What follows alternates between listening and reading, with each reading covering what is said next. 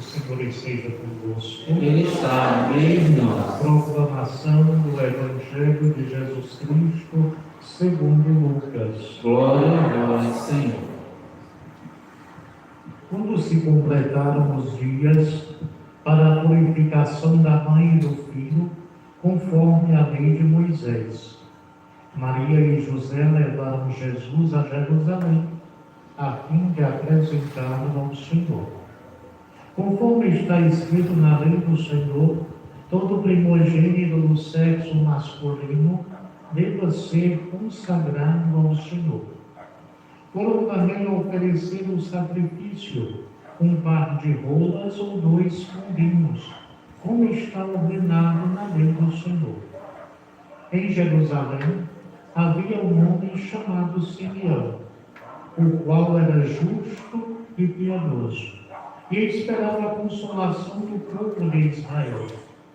O Espírito Santo estava com ele, e lhe havia anunciado que não morreria antes de ver o Messias que vem do Senhor. Movido pelo Espírito, Simeão foi ao templo. Quando os pais trouxeram o menino Jesus para cumprir o que a lei ordenava, Simeão tomou o menino nos braços e bendisse a Deus. Agora, Senhor, conforme a tua palavra, podes deixar teu servo partir em paz.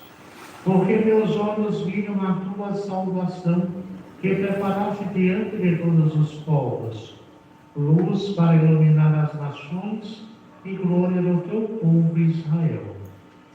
O pai e a mãe de Jesus estavam admirados com o que diziam a respeito dele. Simeão os abençoou e disse a Maria, a mãe de Jesus: este menino vai ser causa tanto de queda como de divertimento para muitos em Israel. Ele será um sinal de contradição. Assim serão revelados os pensamentos de muitos corações. Quanto a ti, uma espada te despassará a alma. Havia também uma profetisa chamada Ana, filha de Fanuel da tribo de Assé. Era de idade muito avançada, quando jovem tinha sido casada e vivera 7 anos com o marido. Depois ficara viúva e agora já estava com 84 anos. Não saía do templo, dia e noite, servindo a Deus, com jejuns e orações. Ana chegou nesse momento, depois-se a louvar a Deus e a falar do menino, a todos os que esperavam a libertação de Jerusalém. Depois de cumprirem tudo, conforme a lei do Senhor, voltaram a Galileia para Nazaré, sua cidade. O menino crescia e tornava-se forte, cheio de sabedoria, e a graça de Deus estava com ele. Palavra da salvação. Glória a vós, Senhor. Que as palavras do Santo Evangelho anunciado sejam perdoados os nossos pecados. Louvor a vós, ó Cristo. Fiquem sentados por vontade. Queridos irmãos e irmãs, presentes aqui na Capela do Espírito Santo, você que nos acompanha pelas mídias da paróquia, você pode evangelizar, inclusive, fazendo o compartilhamento deste vídeo da Santa Missa. É uma forma também de nós testemunharmos a nossa fé. O beato Carlos Acutis, um jovem que dominava muito bem a tecnologia e a convivência sadia com a internet, ele procurava evangelizar. E a sua atitude foi tão nobre, o seu exercício de santidade foi uma manifestação clara que a Igreja já o reconhece como beato.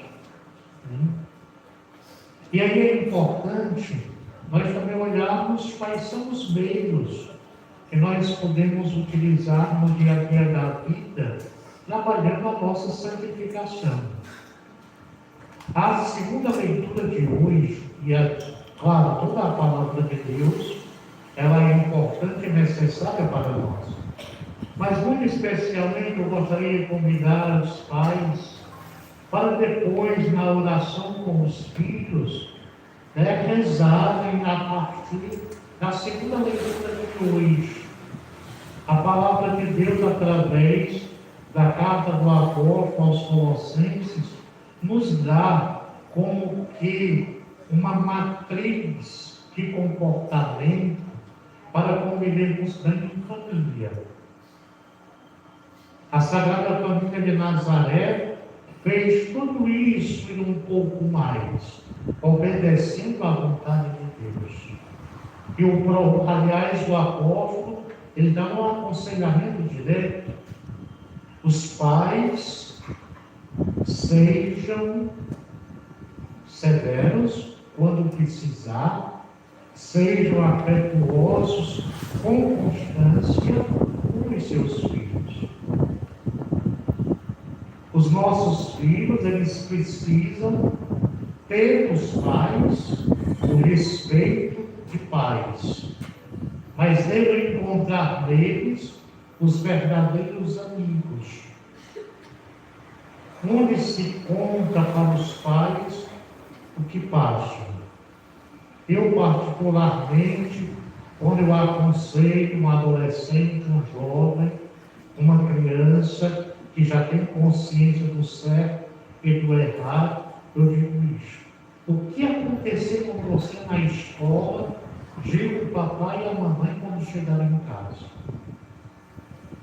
Para que os pais possam purificar a fala da criança e dar o direcionamento necessário. Quando adolescentes e jovens têm grandes descobertas, começam a alimentar sentimentos, e aí os pais precisam escutar bem os seus filhos e dar o direcionamento necessário.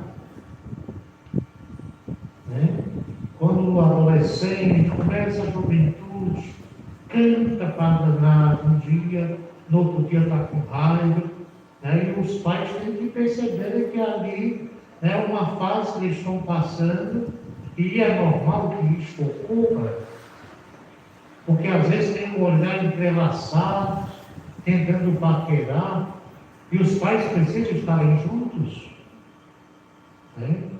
Só que dentro desta dinâmica, você transmite para o filho a necessidade desta confiança, para que os filhos estejam próximos. Só que a palavra de Deus também, nessa mesma leitura, diz o conselho da esposa para o marido e do marido para a esposa. Os dois são imagem e semelhança de Deus na construção familiar. Nenhum é objeto do outro. Os dois compartilham a vida. E aí eu assistindo às cerimônias de casamento, muitas vezes eu digo isso, você está se casando no esforço para fazer a felicidade do seu marido, para fazer a felicidade da sua esposa. E aí a necessidade sempre nos erros, que eu chegar em casa, perguntar à minha esposa como foi o dia, a necessidade de eu chegar junto e também ajudá-la em algumas situações. É da mulher, quando o marido chegar, primeiro vai para o banheiro tomar banho, coloca um desodorante qualquer, e a mulher chega junto, chega no cangote e pergunta como foi o dia do marido. Isto é preciso, porque no tempo do namoro, para se casar, é um zelo profundo. E depois que se casa, este zelo se perde. porque se confia já numa relação consolidada. Portanto, a segunda leitura de hoje é um chamado de atenção para isso, para um zelar do outro, e os dois viverem este zelo numa expressão máxima, que é o zelo familiar. A primeira leitura também nos coloca dentro desta dinâmica a necessidade do casal ser expressão daquilo que Deus verdadeiramente quis desde o princípio, ser revelado nas atitudes boas do ser humano, da obra que Ele criou segundo a sua imagem e segundo a sua semelhança. Isto é possível, com certeza. A Sagrada Família de Nazaré, Maria e José, humanamente,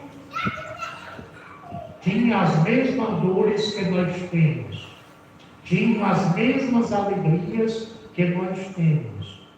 Eles tinham um diferencial que exercitava a cada dia, a obediência total à vontade de Deus. E nós? Esta é a pergunta que precisa ser feita. Como é que está a nossa obediência à palavra de Deus? Como nós acolhemos esta palavra? Como nós trabalhamos as nossas fragilidades? Maria e José levam a criança para o templo para cumprir a obrigação e o preceito judaico. Toda a família leva o primogênito do sexo masculino para ser consagrado ao Senhor. Aos ricos fazia a oferta com abundância. Aos pobres fazia a oferta simples, que era um par de pássaros, de rolinhas. Maria e José se apresentaram no templo com par de rolinhas para oferecer ao templo 2 pequenas aves. E ali parecia com a oferta da viúva. Deu tudo o que tinha. Ali eles ofereciam a vida como casal e a vida do filho, embora fosse filho de Deus. Mas eles foram cumprir o preceito. Queridos irmãos e irmãs, nós levamos os nossos filhos para ser consagrados no templo pelo batismo, mas muitas vezes nós temos a fragilidade de não gestar o batismo dos nossos filhos. Quando nós não retornamos ao templo como deveríamos, porque nós temos a obrigação cristã, eu, você, de celebrarmos a Santa Missa todos os domingos, o dia do Senhor. Vocês estão celebrando comigo a Santa Missa. Vocês não estão assistindo. Porque a vida de vocês, vivida na semana, vocês estão colocando como oferta diante do altar. Vocês estão celebrando esta vida, que é a nossa obrigação dominical. Eu não venho para a missa para fazer favor. Eu não venho para a missa porque hoje eu estou querendo. Não deva ser esta atitude. Mas eu venho à missa para adentrar no mistério. E ao adentrar no mistério, eu quero celebrar esta vida como expressão do amor de Deus, apesar das minhas fragilidades. E eu quero melhorar de atitude.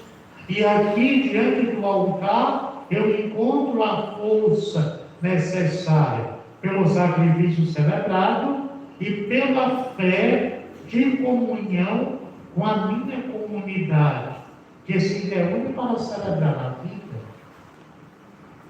Maria e José vão ao templo e encontram pessoas que também, como eles, estavam vigilantes. E aqueles que vivem a expressão do amor de Deus na observância da lei reconhecem os sinais. Simeão e Ana reconheceram que naquela criança estava o Messias esperado. Ninguém foi dizer para eles: olha ali aquele casal, volta para a mãe, é a mãe do Filho de Deus. Não. Mas eles sentiram, porque eles observaram a palavra. Tanto Simeão como Ana glorificaram a Deus. E Simeão disse um pouco do que Jesus na vida adulta ia passar e o que Maria ia sofrer. Jesus, o sinal de contradição, de queda para uns, de erguer para outros.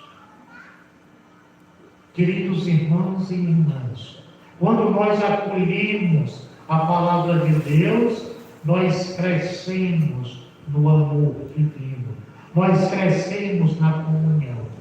Mas quando nós olhamos e escutamos a palavra e não a assumimos no dia a dia da vida, é como que esta ausência, a grande queda. Eu me deixei ser vencido pelo mal. Portanto, peçamos ao Senhor, por intercessão da Sagrada Família, a graça de que as nossas famílias possam ser reflexos do amor divino numa vida missionária. Louvado seja nosso Senhor Jesus Cristo. Para sempre seja louvado.